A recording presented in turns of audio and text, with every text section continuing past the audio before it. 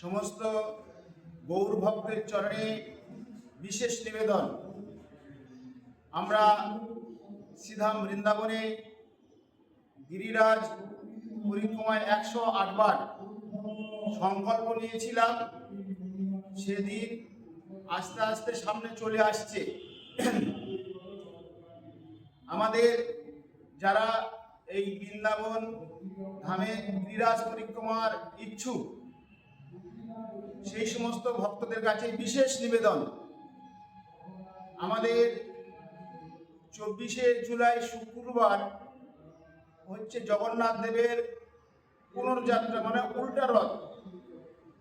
তার পরের দিন হচ্ছে 25শে জুলাই শনিবার, আমরা শিলিগুড়ি থেকে যাত্রা করব। ওই দিনে হচ্ছে একাদশী। আর আমাদের ব্রত উপবাস সেটা হচ্ছে পূর্ণিমা থেকে, চাতুর্মাস্য ব্রত পূর্ণিমা থেকে আমরা শুরু করি, কেউ আবার একাদশী থেকে শুরু করে।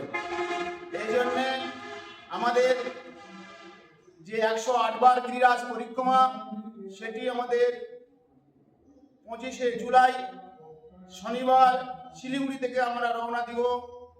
এবং যারা কলকাতা বা নবদ্বীপ থেকে রওনা দিবেন, আপনারা সেই বুঝে টিকিট কাটবেন। আর না হলে আমার এই হোয়াটসঅ্যাপ নাম্বারে আপনাদের নাম, বয়স এবং আধার কার্ডের যে ফটো সেটি আমাকে পাঠাবেন, তাহলে আমার টিকিট কাটতে সুবিধা হবে। আর যদি আপনারা নিজেরা চলে যান, সেও যেতে পারেন। আমি যে সমস্ত সন্ন্যাসী ব্রহ্মচারীরা যাবেন তাদেরকে আমি ভাড়া ওখানে দিয়ে দিব। আপনাদের কোনো আসা যাওয়ার ভাড়া লাগবে না। প্লাস আপনারা 4 মাস যাবত ওখানে প্রসাদ সেবা করবেন, থাকবেন এবং গিরিরাজের পরিক্রমা করবেন। গিরিরাজ ভগবান সাক্ষাৎ রূপে ব্রজেতে বিরাজমান। আমাদের শাস্ত্রে বলা আছে যে যেমন শালগ্রাম সাক্ষাৎ নারায়ণ, গিরিরাজ সাক্ষাৎ ভগবান কৃষ্ণ। সনাতন গোস্বামী প্রভু তিনি এই গিরিরাজ পরিক্রমা করতেন।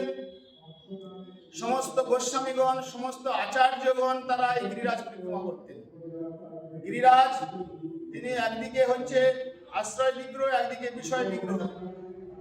এই জন্য ভাগবতে বললেন যে তার প্রণাম মন্ত্রেতে স্তুতিতে হন্ত্রায় মর্ত্রিবলা হরিদাস বর্জ্য যদ রামকৃষ্ণ চরণস্পর্শ প্রমাদ মান্য তনতি সহ গগনস্থৈর্য পানীয় সূর্য বস স্কন্দর স্কন্দ মূলই। বলো গিরিরাজ মহারাজ কি জয়।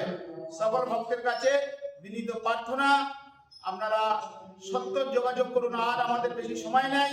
যদি আপনারা এই যে 25শে জুলাই যাত্রা করেন, তাহলে 2 মাস আগে, তাহলে মে মাসে আপনাদের কাটতে হবে। মের পরে জুন, জুলাই, তাহলে আপনাদের এটা চলছে এপ্রিল মাস। মে মাসের মধ্যে আপনাদের টিকিট কাটতে হবে। মে মাসের সম্ভবত 20 থেকে 25 তারিখের মধ্যে হয়তো হবে। সুতরাং 2 মাস আগে যদি টিকিট না কাটেন, তাহলে হয়তো আপনারা টিকিট পাবেন না।